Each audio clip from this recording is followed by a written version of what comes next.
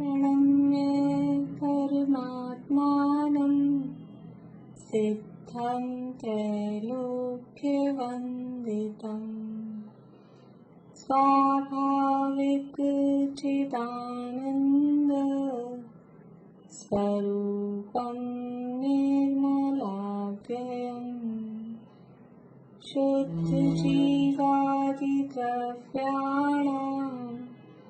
देशिकं च जिनेश्वरम् द्रव्यसङ्ग्रहसूत्राणां वृत्तिं वक्षे समासुतः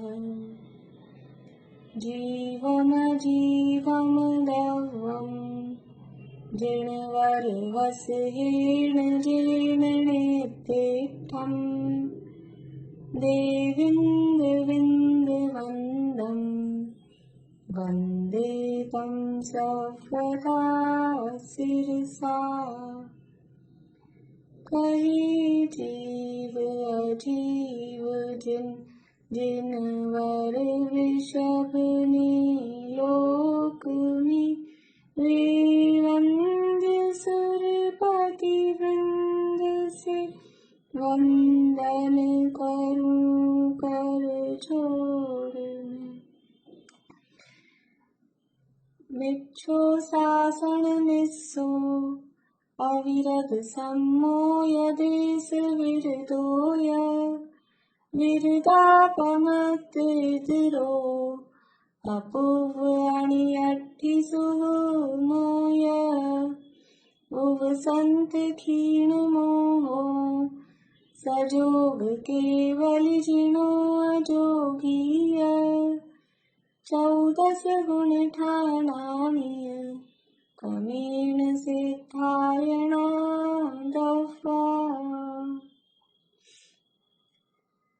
मंदिर की गाथाएं मैं सुनूंगी मैं आप लोगों को याद हुई कि नहीं कुछ कुछ जो हम बोलते हैं ना अभी 14 गुण स्थान वाली गाथाएं किन्हीं को याद हो जाए तो सुना दीजिएगा। अभी सुना रहे हैं शांति बोलिए।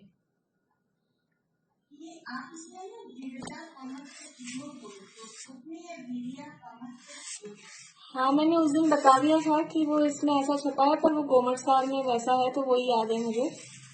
तो ठीक है आपने ये याद कर लिया तो ठीक है ना इसको ठीक करके याद कर लीजिए। अगर कर लिया है तो कोई बात नहीं। हाँ विरिया लिखा है इसमें विरदा कमत और ईयरो लिखा है तो इधरो। वैसे वो प्राकृत में दोनों सही होते होंगे लेकिन वो मुझे पक्का ही याद है गुणस्थान में जो दिया हुआ है ना। और लास्ट में भी लास्ट जो वर्ड है 14 गुण ठानानी है इसमें तो गुण ठानानी है वैसे वो 14 जीव समासा दिया है गोमट सार में। तो गाथा है कौन सुना रहे हैं देखा अभी बोल रहे हैं आप पूरी बोलेंगे बोलिए।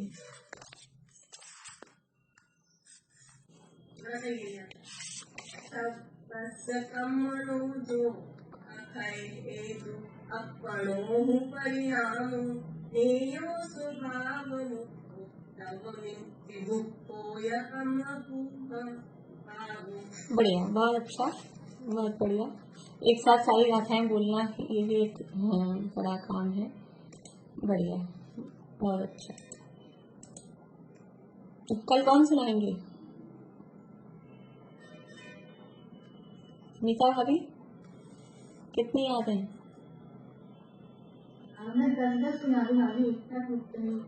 याद कितनी है टोटल?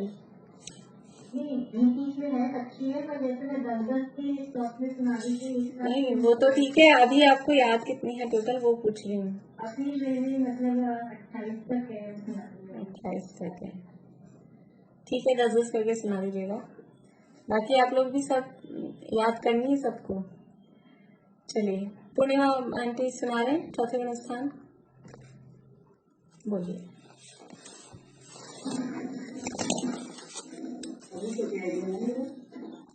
अनादिकाल से आज प्राप्त करने के लिए शुरू करना।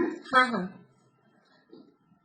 अनादिकाल से आज तक के प्राप्त करने के लिए सभी जीव गतिशील रहते हैं, जिसके प्राप्त होने पर संसार भ्रमण का किनारा मिल जाता है। ज्यादा से ज्यादा अर्ध पूर्वक परावर्तन जीव का शेष रहता है या उससे पहले भी वह मोक्ष कर सकता है। ऐसी पहली शुद्धात्मा अनुभूति जिस गुण स्थान को प्राप्त होती है और तथा दृष्टि मोक्ष संज्ञा भी इस गुण स्थान में प्राप्त हो जाती है। विशिष्ट प्रशस्त राग के कारण नाम कर्म का बंधन इस गुण स्थान से प्रारंभ हो जाता है। ऐसे अग्रज सम्यक्त नामक गुण स्थान चारों गतियों के जीव नरक, त्रियंच, मनुष्य, देव गति के जीव प्राप्त कर सकते हैं। ग्रही वृक्षास्त्र का पूर्ण रूप से त्याग इस गुण स्थान में हो जाता है। इस गुण स्थान वाला सप्तवसन का त्यागी संकित आदि 8 गुणों का धारी होता है। मोक्ष मार्ग में सभी जीवों को यह अविरत समस्त गुण स्थान अनिवार्य रूप से होता ही है। इस गुण स्थान में दर्शन मोहिनी का निवृत्तपना ही है। ऐसी अनेक विशेषताओं वाले महत्वपूर्ण चतुर्थ गुण स्थान के बारे में अब हम उसकी परिभाषा देखते हैं। सर्वप्रथम जो परिणाम सम्यक दर्शन से सहित हो परंतु इंद्रिय विषयों से और त्रस स्थावर की हिंसा से अविरत हो, ऐसे एक देश या सर्वदेश किसी भी प्रकार के संयम से रहित हो, उस परिणाम को अविरत सम्यक गुण स्थान कहते हैं। अथवा इस प्रकार भी कह सकते हैं कि अप्रत्यक्षानावरण कसाय करने के उदय से असंयत करने पर भी अनंतानुबंधी क्रोध, मान, माया, लोभ इन 4 तथा दर्शन मोहिनी की मिथ्यात्व, सम्यक मिथ्यात्व, सम्यक प्रगति 1, 2, 3 इस प्रकार से 5, 6 या 7 प्रकृतियों से उपशम से औपशमिक, 6 से क्षयिक और क्षयोपशम से क्षयोपशमिक सम्यक जो प्रकट होता है उसे अविरत सम्यक्त गुण स्थान कहते हैं। अब इसका अपन शब्दार्थ जानेंगे। अविरत सम्यक्त का अर्थात नहीं, विरत अर्थात व्रत अवैध या जो व्रत त्याग से रहित है, 6 काय के जीवों की हिंसा व पंचेंद्रिय और मन के विषयों में प्रवृत्ति के त्याग से जो रहित है वह अविरत है। अब सम्यक सच्ची श्रद्धा, सत्ता श्रद्धान तथा विनम्र देव के वचनों में श्रद्धान वह सम्यक। इस प्रकार से अविरत सम्यक्त गुण स्थान की अन्य शब्दार्थ नाम। अब जिस जीव को ये पात्रता होती है वह मनुष्य गति के अपेक्षा कथन जुड़ते हैं। पहला रहित निष्पात्र का पुण्य को त्यागी होता है। दूसरा सत्य देव शास्त्र गुरु की श्रद्धा का पूर्ण निर्णय होता है। तीसरा अन्याय अनीति अभक्ष का त्यागी होता है। चौथा सदाचार जीवन, सप्तरसन तथा तीव्र हिंसा की पापों का त्यागी होता है। उसे निसंकित आदि 8 गुणों का धारण होता है। 6 आवश्यकों का पालन तथा मुख्य रूप से शास्त्राभ्यासी भी होता है। तत्व विचार एवं चिंतनशील ऐसा जीव ये चतुर्थ गुणस्थान वाले की पात्रता बताई। अव्यक्त शक्ति की अभिव्यक्ति भी इसी गुणस्थान में हो जाती है। सम्यक्त प्राप्ति की तीव्र अभिलाषा वाला इस प्रकार का ये पात्र जीव की कुछ बातें बताएंगे। अब विशेष तथ्य बतलाते हैं।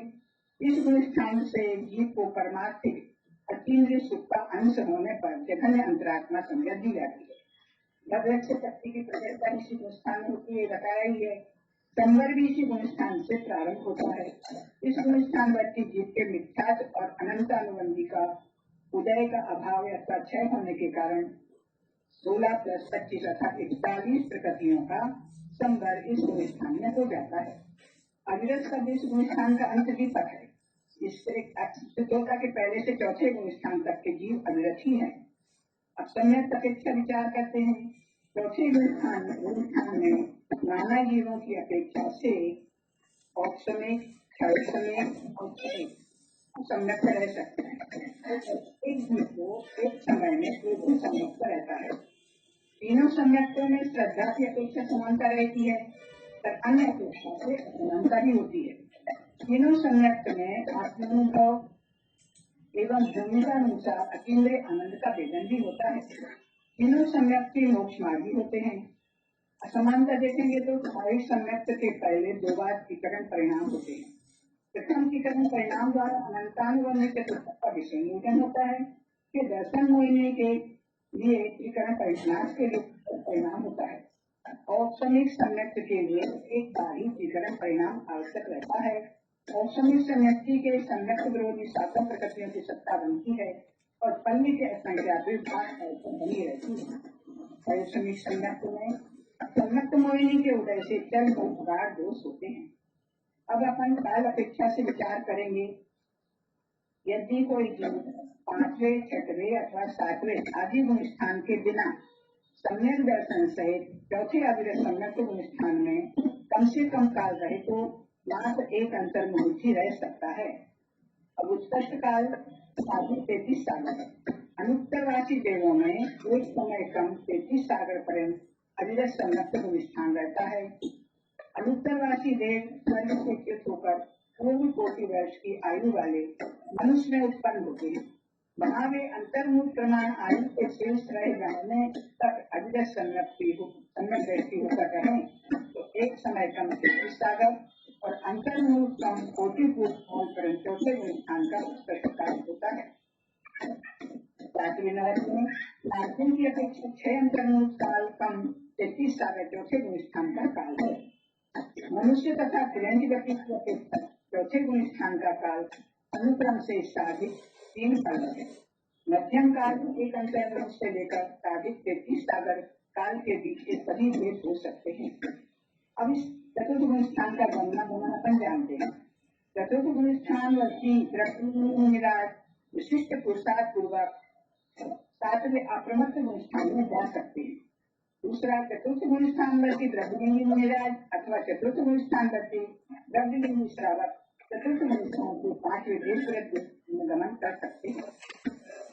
तीसरा, चतुर्थ गुण स्थान वर्ती अविरत सम्यक दृष्टि के सम्यक मिथ्यात्व नामक दर्शन मोहिनी कर्म की सत्ता हो तो मिश्र गुण कर्म के उदय आने से तीसरे मिश्र गुण स्थान में आ सकता है। चतुर्थ गुण स्थान वर्ती औपनिक सम्यक दृष्टि हो विपरीत पुरुषार्थ से अनंत अनुभव की कथाएं करने के उदय से यह जीव साधन सम्यक नामक दूसरे गुण स्थान में भी आ जाता है। और सम्यक दृष्टि को छोड़कर किसी अविरत सम्यक दृष्टि की परिणति मिथ्यात्व भाव रूप हो जाए वह पहले मिथ्यात्व गुण स्थान में भी आ जाता है। आदिमन देखेंगे साधी या अनादि मिथ्या दृष्टि की शुद्धात्मा के आश्रय से मिथ्यात्व गुण स्थान से सीधे अविरत सम्यक गुण स्थान में आ सकते हैं। सम्यक मिथ्या से छठवें गुण स्थान वर्ती जीव का चौथे गुण स्थान में आगमन हो सकता है। ऊपर से देखें तो देश व्रत पंचम गुण स्थान वर्ती जीव पुरुषार्थहीनता से चतुर्थ गुण स्थान में आना संभव है। छठवें गुण स्थान वर्ती मुनिराज अपने पुरुषार्थ की कमी से सीधे चतुर्थ गुण स्थान में आ सकते हैं। उपशम श्रेणी के चारों गुण स्थानों में मरण की अपेक्षा से सीधे चतुर्थ गुण स्थान में मुनिराज आ जाते हैं क्योंकि विग्रह गति में चौथा ही गुण स्थान रहता है। इस तरह से हमने चतुर्थ गुण स्थान का गमनागमन देखा है। इस गुण स्थान में चारित्र चरण चारित्र अथवा औपचारिक भी कर सकते हैं। इस तरह से अविरत सम्यक गुण स्थान का हमने चारित्र देखा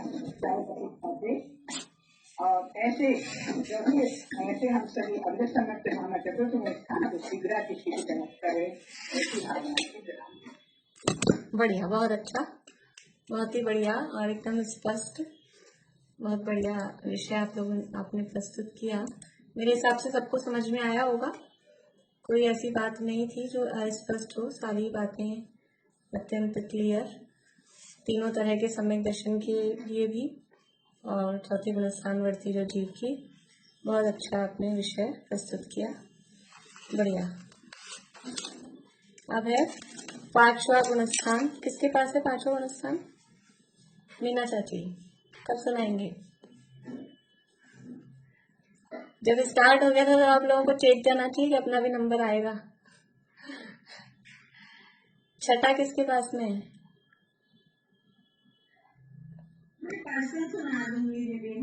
ठीक है, छठा गुण स्थान किसके पास में है?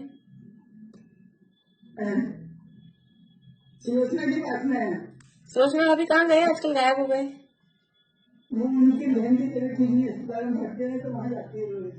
अच्छा, चलिए ठीक है, कोई बात नहीं। 7वां गुण स्थान?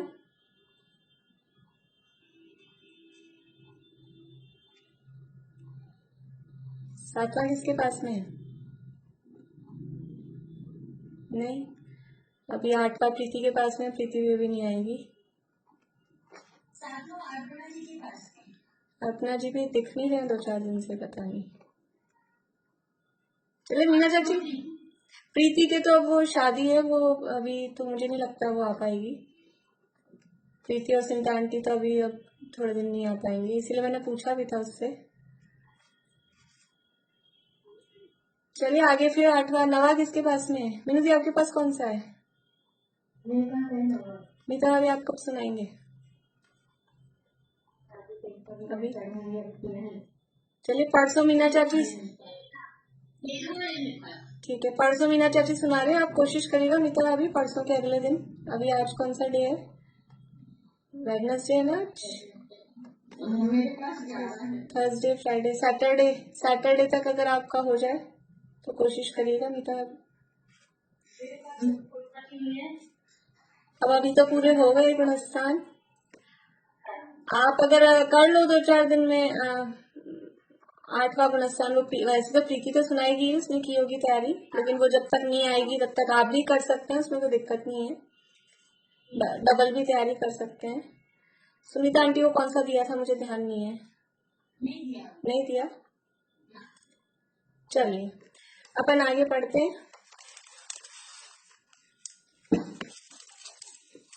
अपने गाथा, हाँ वो सब ये सब एक ही फैमिली के हैं, उनके यहाँ शादी है एक्चुअली, सुनीता आंटी के बेटे की शादी है।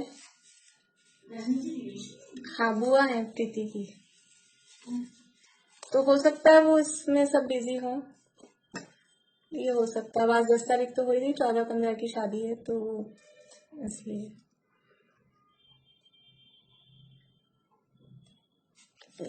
37वीं गाथा की चर्चा हमने शुरू की थी। गाथा पढ़ते हैं एक बार। मोक्ष तत्व का वर्णन यहाँ,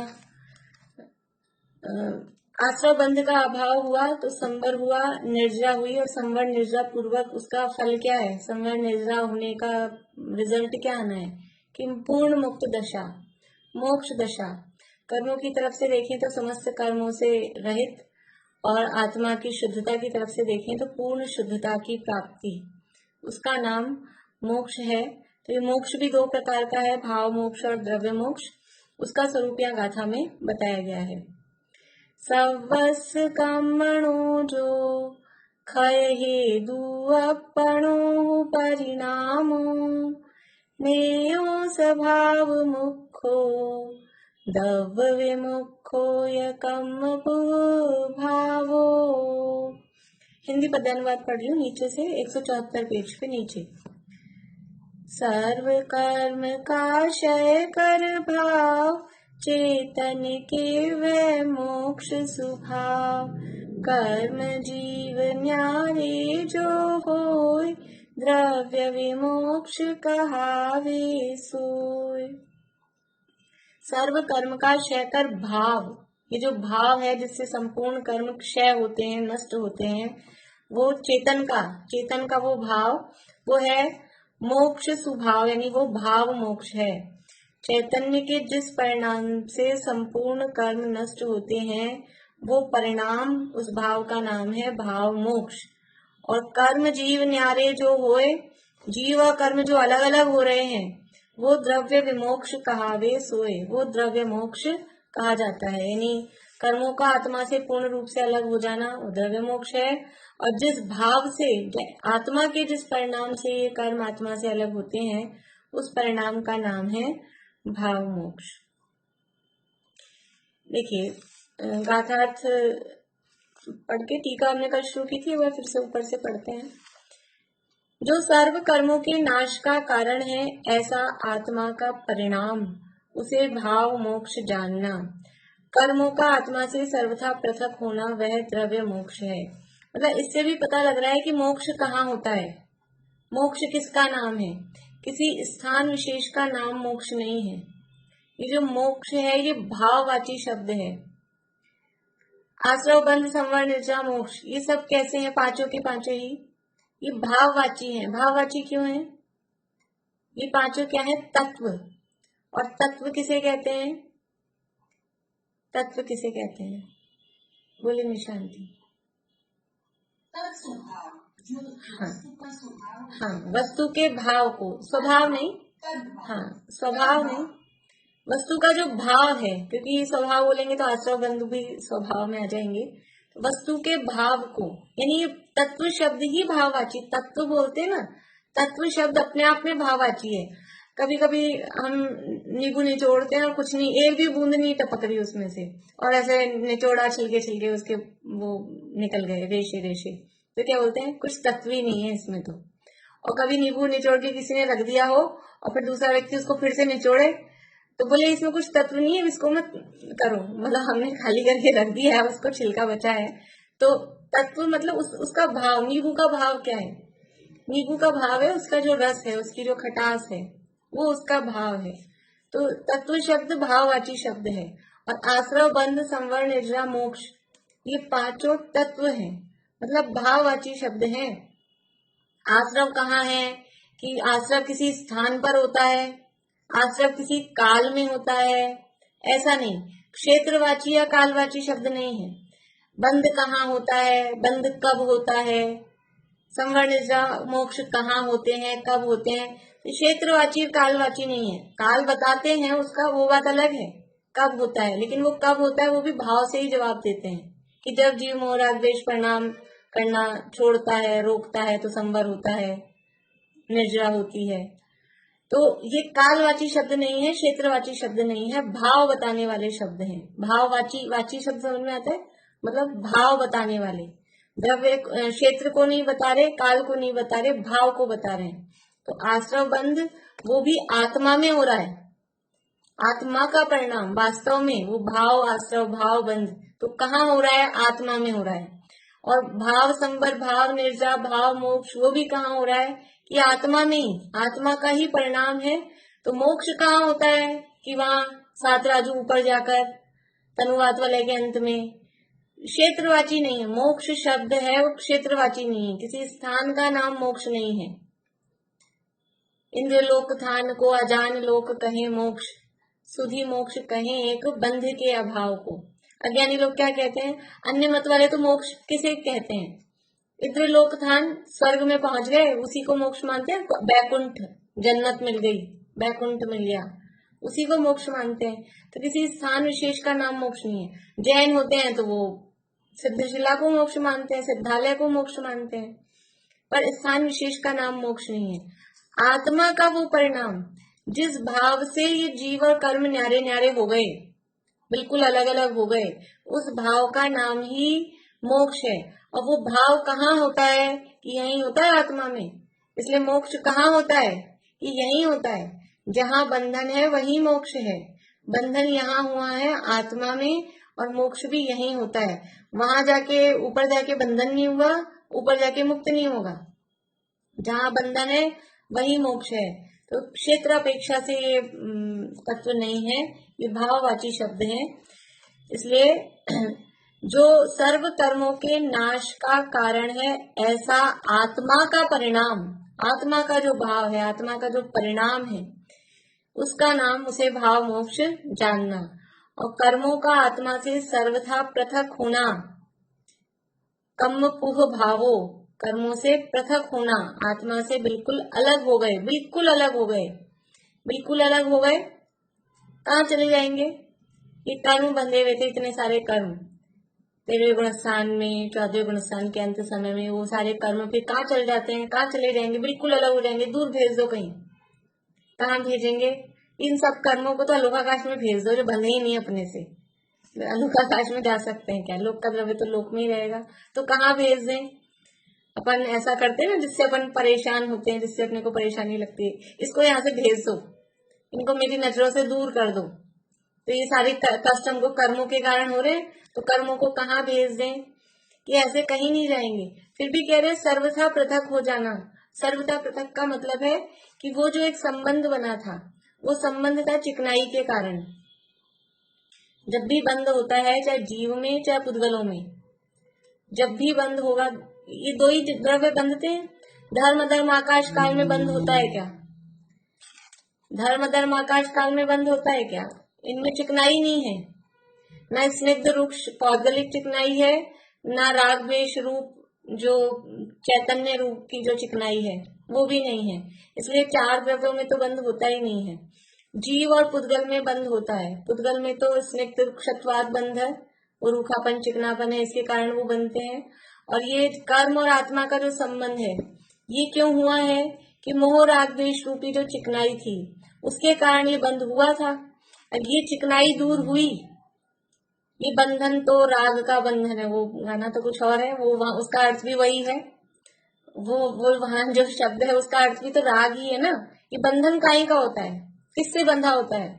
सब मोह से ही बंधे हैं, मोह से राग से बंधे और कोई नहीं है बांधने वाला।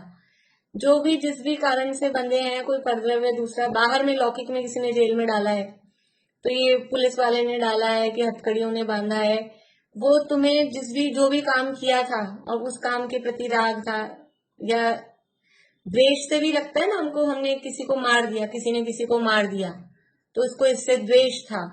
इसको इससे द्वेष क्यों था? तो उसकी जड़ तक जाएंगे तो उसको किसी वस्तु से राग था और उसने इस वस्तु को उससे दूर किया, इसलिए इसको इससे द्वेष हो गया। तो मूल में जाएंगे तो सब वो राग या मोह ही उसका कारण निकलेगा एक्चुअल में। तो जो भी बंधन है वो बंधन का कारण, जीव में जो बंधन है उसका कारण है मोह राग द्वेष के परिणाम। उसको राग शब्द से कहा एक शब्द में। तो वो राग का अभाव हुआ तो वो कर्म आत्मा से सर्वथा पृथक हो गए। मोह राग द्वेष का अभाव होने पर ये कर्म आत्मा से अलग हो जाते हैं। जो पहले बंधे थे वो भी नष्ट हो जाते हैं, और जो अभी बंधे हुए नए तो बंधे ना रुक ही गए हैं, और जो पहले बंधे हैं वो भी पूर्ण रूप से आत्मा की सत्ता और कर्मों की सत्ता बिल्कुल अलग अलग हो जाती है। अलग अलग हो जाती है अर्थात वही जो बंधन उनमें बंधा था वो एकदम अलग हो जाता है। जैसे कि दूध और पानी अनादिकाल से, अनादिकाल मतलब जब से गाय के थन में से दूध आया तब से वो दोनों का संबंध है, दोनों मिले हुए दिख रहे हैं। लेकिन जैसे ही वो उसमें हमने नींबू निचोड़ा, दूध को गैस पे चढ़ा रखा था और उसमें नींबू निचोड़ा, तो क्या हुआ कि वो दिख रहे हैं एक ही जगह पे, लेकिन अब वो दोनों अलग अलग हो गए।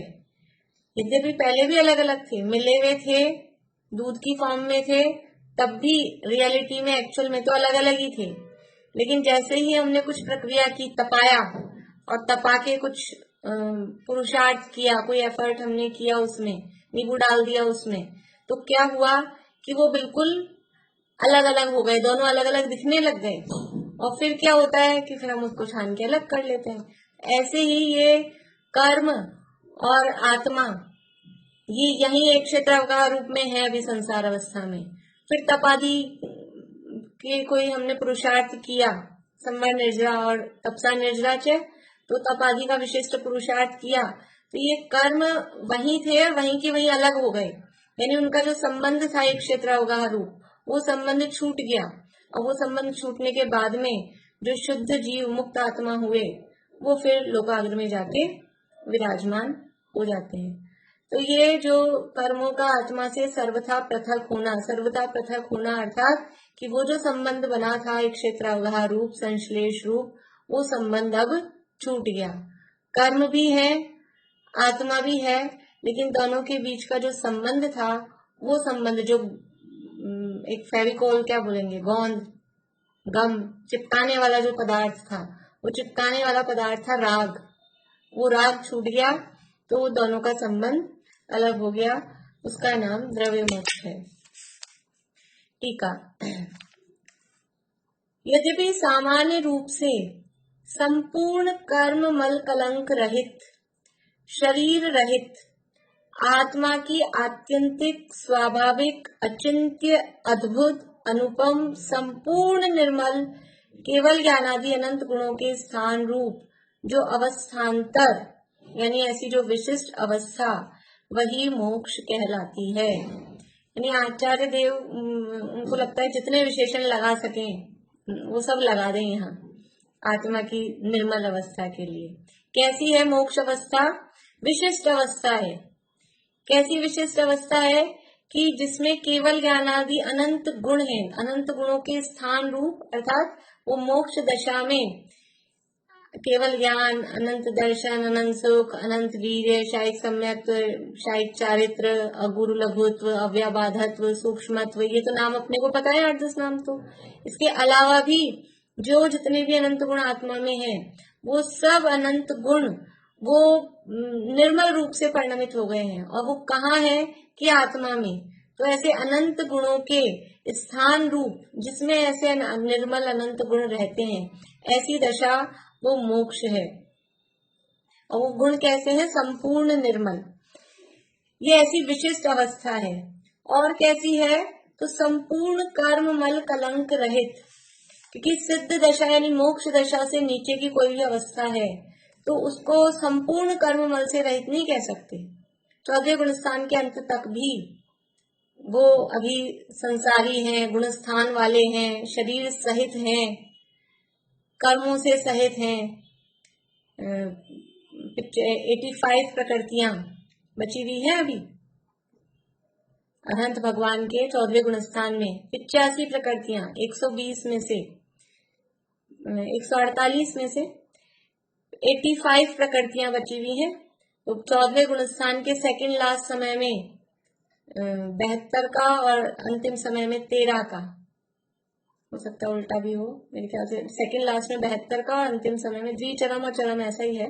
द्विचरम में 72 प्रकृतियों का और चरम समय में 13 प्रकृतियों का। ऐसे 85 प्रकृतियों का नाश 14वें गुणस्थान में होता है, सत्ता में से 148 में से। तो अभी 14वें गुणस्थान का अंतिम समय भी जब तक है ना, तब तक कर्मों की सत्ता है, शरीर की सत्ता है, संसारी संज्ञा उनको मिली रहेगी। गुणस्थान वाले 14वें गुणस्थान वाले ये सब संज्ञाएं उनको मिली रहेगी। तो संपूर्ण कर्म मल कलंक रहित वो अवस्था नहीं है 14 गुणस्थान वाली भी। तो संपूर्ण कर्म मल कलंक रहित कब है? कि जब वो सिद्ध हुए, द्रव्य कर्म भाव कर्म नो कर्म से पूरी तरह से रहित वो अवस्था ये मोक्ष अवस्था है। संपूर्ण कर्म मल कलंक रहित, शरीर रहित। शरीर भी 14वें गुणस्थान के अंत तक है, उसके बाद ही शरीर रहित निकल परमात्मा सिद्ध भगवान होंगे, वो मोक्ष दशा। आत्मा की आत्यंतिक, आत्यंतिक स्वाभाविक अचिंत्य। आत्यंतिक मतलब अब बिल्कुल एकदम टॉप वाली। आत्यंतिक का समझ में आता है कि अत्यंत, कि इससे उत्कृष्ट अब कुछ नहीं बचा, ऐसी स्थिति। स्वाभाविक कि नेचुरल पोजीशन वही है। क्योंकि अभी तक जो भी संसार में दशा थी, पहले गुणस्थान से लेकर 14वें गुणस्थान तक जो भी अवस्थाएं चल रही थी वो स्वाभाविक नहीं थी, क्योंकि वो सब कर्म से इफेक्टेड थी। जो स्वाभाविक होता है वो किसी से इफेक्टेड नहीं होता। जैसे कभी कभी ऐसा होता है, एक तो अपन घर में रहते हैं नॉर्मल, अपनी घर में बात करने की टोन, आपस में बात करने की टोन वो अलग, और कोई ऐसा व्यक्ति हो वीआईपी जैसा कोई, तो फोन उठाएंगे तो हेलो ही अलग टाइप का बोलेंगे। तो वो सामने वाले से इफेक्टेड है, वो आपकी स्वाभाविक स्थिति नहीं है। ये कुछ लोग फिर बनावटी करके मतलब कुछ अलग टाइप से बिहेव करने लग जाते हैं। कोई आ जाए कोई स्पेशल पर्सन तो कुछ अलग ही अलग टाइप से बोलने लग जाएंगे, अलग टाइप से बात करने लग जाएंगे। तो वो स्वाभाविक नहीं है। वो किसी से आप इम्प्रेस होकर, किसी से प्रभावित होकर आप ऐसा बोल रहे हो। तो इस संसार में पहले गुणस्थान से लेकर 14वें गुणस्थान तक जीव की जो भी दशाएं चल रही हैं, ये कर्म से प्रभावित हैं। कर्म का उदय है कि उपशम है कि क्षय है कि क्षय उपशम है, ये कर्म से प्रभावित दशाएं हैं, स्वाभाविक नहीं है।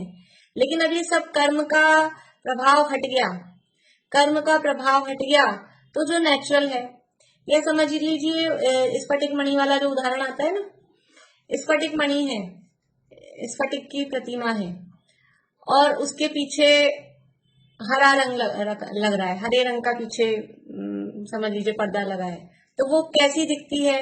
हरी दिखती है। लाल रखा है तो लाल दिखती है, पीला रखा है तो पीली दिखती है। तो वो उसकी स्वाभाविक दशा नहीं है।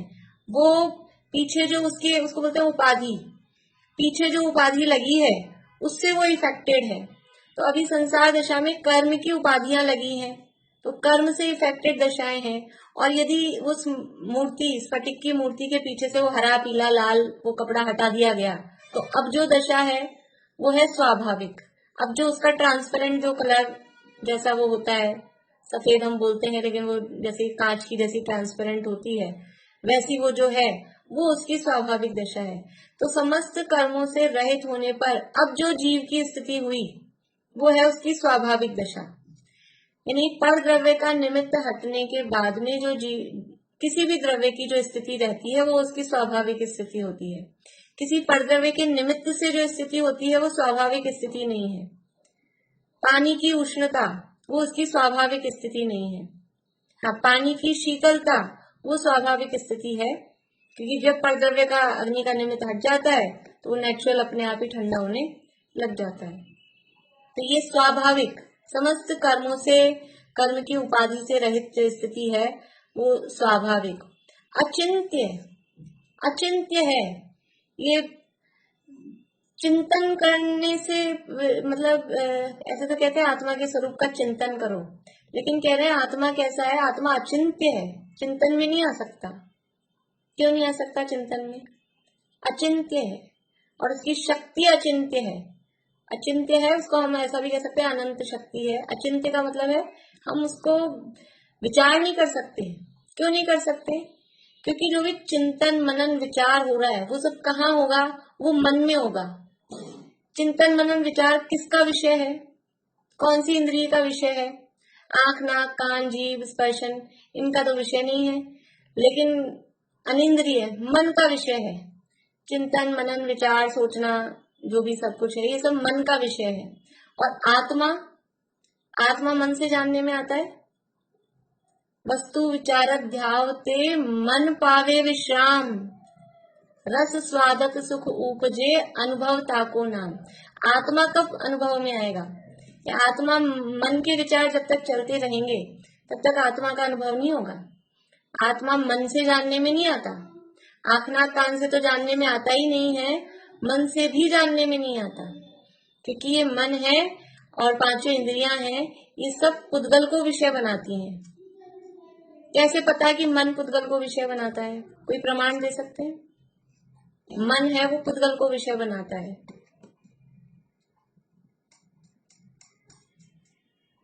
बोलिए। बढ़िया, बहुत अच्छा, बहुत बढ़िया। हाँ, मन रूपी है और भाव मन भी है, लेकिन जो मन पर ज्ञान है, मन है पर ज्ञान किसको विषय बनाता है? रूपी पदार्थों को विषय बनाता है। मन का विषय कि दूसरे के मन में स्थित, उसकी परिभाषा क्या है? द्रव्य क्षेत्र काल भाव की मर्यादा लिए हुए दूसरे के मन में स्थित रूपी पदार्थ को विषय बनाने वाला ज्ञान, यानी दूसरे के मन के विचार तो दूसरे के हैं, तो खुद के अपने भी मन के जो विचार हैं वो रूपी होते हैं, पौत्तलिक होते हैं। इसलिए ये आत्मा है वो मन का विषय नहीं है, मन के विषय से पार है, इसे अचिंत्य है, चिंतन में नहीं आ सकता। चिंतन चलता है पूर्व भूमिका में, लेकिन वो आत्मा का अनुभव कब होता है? कि जब ये चिंतन रुक जाए, ये विचार श्रृंखला, ये विकल्प, ये सब रुक जाए, तब वो आत्मा का अनुभव होता है। तो वो आत्मा का अनुभव वाली जो दशा है वही तो पूर्ण दशा, उसी की पूर्ण प्रगटता, ये तो एक सैंपल है यहाँ तो, और उसी की पूर्ण प्रगटता वो मोक्ष दशा है। इसलिए वो मोक्ष दशा भी अचिंत्य है, मन के विचारों से, चिंतन से वो पकड़ में आने वाला नहीं है। अचिंत्य उसकी शक्ति है, अचिंत्य उसका स्वरूप है। अद्भुत है, अद्भुत आश्चर्यकारी कैसा स्वरूप है आत्मा का? ये केवल ज्ञान का स्वरूप समझते हैं, आत्मा का स्वभाव है केवल ज्ञान स्वभावी है, तो वो ही इतना अद्भुत है। लोकालोक के समस्त पदार्थों को एक साथ एक समय में और जानना इतना आश्चर्यकारी है कि हम इस केवल ज्ञान के स्वरूप पर विचार करें तो महिमा आए बिना रहे नहीं, लेकिन हम तो क्या परिभाषा बोल के और बस उसकी महिमा लाए, विचार करें कितना गजब की चीज है, कितना अद्भुत स्वरूप है आत्मा का, कितने अनंत गुण और ऐसे अद्भुत अद्भुत अनंत ज्ञान, अनंत दर्शन, अनंत सुख, अनंत वीर्य, इतनी शक्ति मुझ में है। और इतनी शक्ति का धनी होकर भी गुरुदेव बोलते कि इतना अनंत गुणों का धनी होकर भी और कैसा हो रहा है कि वो चाय के बिना चले नहीं, बीड़ी के बिना चले नहीं, ऐसा बोलते थे। हाँ, जब तक अनुभव नहीं होगा तो महिमा कैसे आएगी? महिमा आए बिना अनुभव नहीं होगा। देखो, पहले पूर्व भूमिका में महिमा, एक पहले महिमा आती है और फिर अनुभव के बाद वो महिमा आती है, वो महिमा पक्की हो जाती है। पहले अगर महिमा नहीं आएगी तो फिर अनुभव के लिए आप उद्यम ही क्यों करोगे, आप प्रयास ही क्यों करोगे? किसी चीज की आपको महिमा नहीं हो, किसी व्यक्ति को, किसी बच्चे को पता ही नहीं आईएएस क्या होता है, सीए क्या होता है, और भी जो भी एमबीए क्या होता है, तो वो पढ़ाई क्यों करेगा? वो क्यों करेगा? उसको पहले महिमा आएगी ना, उसको पता लगेगा ना कि देखो इन्होंने सीए किया है, इन्होंने इंजीनियरिंग की है, इन्होंने एमबीए किया है, इन्होंने आईएएस किया है, तो इतना इतना इनको पैकेज मिल रहा है, इतने इतने आराम में है, जो भी कुछ। तो पहले महिमा आती है, तब वो उसके लिए पुरुषार्थ करता है, और पुरुषार्थ में सफल होने के बाद में फिर वो जब प्रकट हो जाती है चीज, तो वो रियल महिमा, वो महिमा और पुष्ट हो जाती है। दोनों तरफ महिमा है। महिमा आए बिना भी अनुभव नहीं होगा, और अनुभव आएगा तब वो महिमा सच्ची हो जाएगी, उसकी पक्की हो जाएगी। ऐसा ये अद्भुत स्वरूप है। आत्मा का स्वरूप अद्भुत है, इसलिए आत्मा की जो पूर्ण शुद्ध दशा है वो भी कोई अद्भुत है, आश्चर्यकारी है।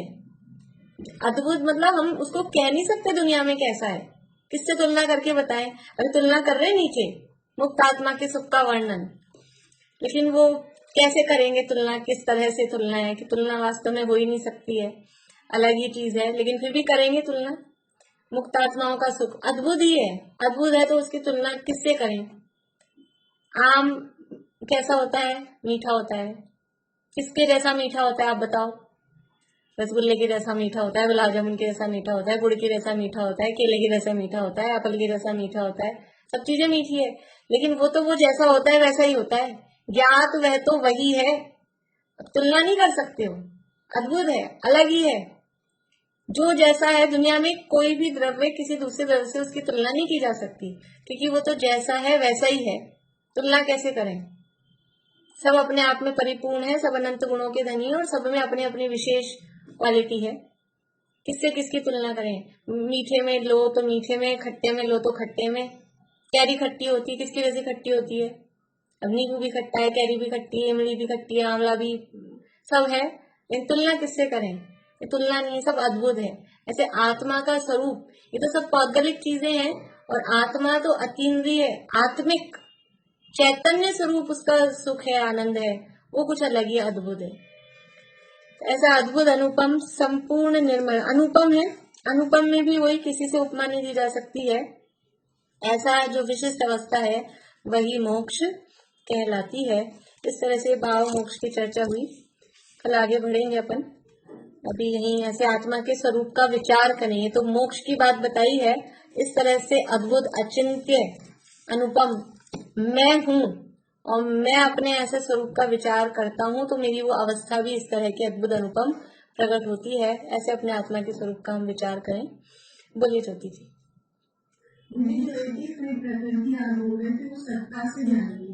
हाँ, सत्ता से, चौथे गुणस्थान के अंत में तो सत्ता।